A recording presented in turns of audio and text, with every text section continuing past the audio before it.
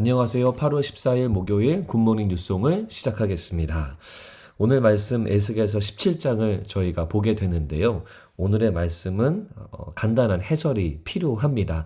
해설 없이 보면은 이게 도무지 무슨 말인지 상상하기 어려운 내용들이 많이 나와 있습니다. 설명을 좀 간단한 것만 드릴게요. 3절에 보면 큰 독수리가 등장하거든요. 색깔이 화려하고 날개가 크고 깃이 길고 털이 숱한 독수리니까요. 큰 독수리고 또 굉장히 용맹한 독수리로 표현되어지고 있고요. 이 독수리는 이 당시에 이스라엘 옆에 있었던 바벨론 왕을 뜻하고요. 레바논에 이르러 백향목 높은 가지를 꺾었다라고 나오는데요. 레바논은 여기서 예루살렘을 말합니다. 예루살렘은 예루살렘 성전과 또 왕궁이요. 레바논의 백향목으로 건축되었거든요. 그래서 여기서 말하는 레바논은 예루살렘을 뜻하고, 자, 예루살렘에 있는 백향목 높은 가지다라는 것은 뭐냐면 결국 예루살렘에 있는 가장 높은 가지, 그 왕을 뜻하는 거죠. 이 당시에 있었던 여호야긴 왕을 뜻하는 겁니다. 그러니까요, 바벨론 왕 큰 독수리가 이 높은 가지를 꺾었다. 즉 바벨론 왕이 여호야긴 이스라엘의 왕을 꺾어버렸다라고 보시면 되고요. 그 다음에 보면 5절 말씀에 보면 또 그 땅의 종자를 꺾고 옥토에 심되 점점점점 나오는데요. 이 여호야긴이 이제 잡혀가게 됩니다. 바벨론 나라에 의해서 잡혀가게 되고 그 다음에 시드기야가 왕으로 오르게 돼요. 그래서 시드기야가 그 땅에 심겨졌다. 왕으로 등극하게 되었다라고 말하고 있습니다.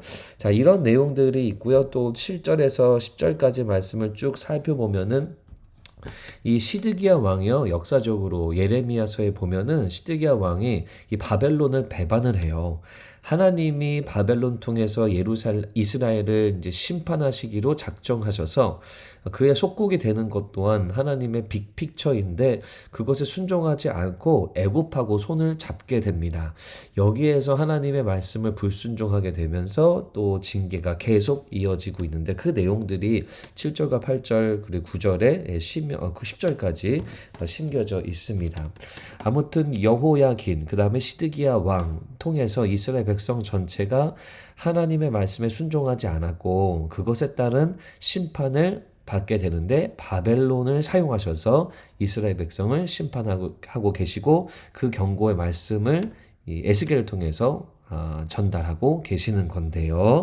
자, 제가 집중하고 싶은 것은요, 사실 2절 말씀이에요. 2절 말씀에 보면 하나님이 에스겔에게 이스라엘 족속에게 수수께끼와 비유를 말하라 라고 말합니다. 자, 오늘 본문의 내용이 우리가 도무지 알 수 없었던 이유가 바로 이거예요. 하나님이 말씀하신 그 내용 자체가요, 수수께끼와 비유와 같은 설명이었습니다. 그러니까 우리도 모르는 이야기고 그리고 이스라엘 백성들, 이 당시의 백성들도 그냥 들으면 이게 뭔 말이요? 할 수밖에 없는 그런 내용들이에요. 수수께끼와 비유를 말하라라고 말하고 있습니다. 자, 그러면 하나님은 왜 이렇게 말씀하실까요? 그냥 직설적으로 빨리 회개해라, 그리고 순종해라 라고 말씀하셔도 되는데 이렇게 수수께끼와 비유를 말하는 이유가 무엇이냐면 이 당시에 이스라엘 백성들이 하나님 말씀을 들어도 듣지 않는 그러한 강팍한 마음을 갖고 있었기 때문입니다. 하나님 분명히 경고하셨죠. 이전에도 경고하셨고 심판에 대해서 말씀하셨고 또 징계도 주셨는데 이들은 바뀌지 않습니다. 변화하지 않아요. 그래서 하나님이 수수께끼와 비유를 말씀하셔서 귀를 기울이게 하시고 관심을 갖게 하시고 집중시키시는 겁니다. 너무나도 마음이 완악해져 있기 때문에 이러한 방법으로 하나님 말씀하셔서 다시 한번 그들이 하나님 말씀에 귀 기울이게 하고 결국 하나님이 원하시는 것은 죄를 버리고 주님께 돌아오는 거죠. 그 형벌을 막기 위한 길들을 주시기 위해서 이런 방법을 사용하고 계시는 겁니다. 이 말씀을 보면서 우리도 적용해 봐야겠는데요. 우리도 마음의 강팍함이 있습니다.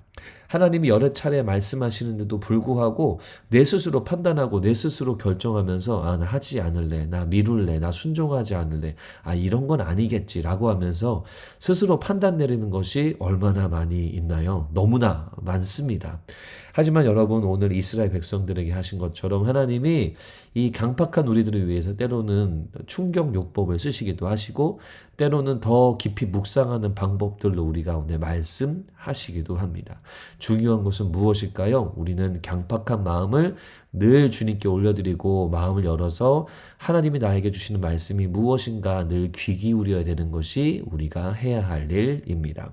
그래서 저나 여러분들 모두나 우리의 강팍함을 회개하고 또 우리의 강팍함을 돌아봐서 마음을 열고 주의 말씀에 귀 기울이는 우리가 되었으면 좋겠습니다. 그래서 오늘 원포인트 말씀은요, 마음의 강팍함을 회개하자. 여러분, 저나 여러분들이나 우리 늘 마음이 굳어져 가는 존재들입니다. 그래서 오늘도 이 말씀을 토대로 마음의 강팍함을 회개하고, 하나님 오늘도 제 마음 열어주셔서 주의 음성을 듣게 해 주시옵소서, 주의 말씀 듣고 순종의 자리로 나가게 해 주시옵소서라고 결단하고 기도하는 우리가 되어야 할 줄로 믿습니다. 오늘도 하나님께 마음을 열고 주님의 말씀에 귀 기울여서 주님을 기쁘시게 해드리고 또 주님 뜻대로 살아가는 여러분들 모두 또 제 자신이 되기를 간절히 축복합니다. 기도하겠습니다. 하나님, 우리의 마음이 늘 강팍해지는 존재임을 인정하게 해주시고 오늘도 우리의 마음의 강팍함을 회개하고 마음 열고 주님 바라보는 하루가 되도록 인도하여 주시옵소서. 예수님 이름으로 기도드립니다. 아멘.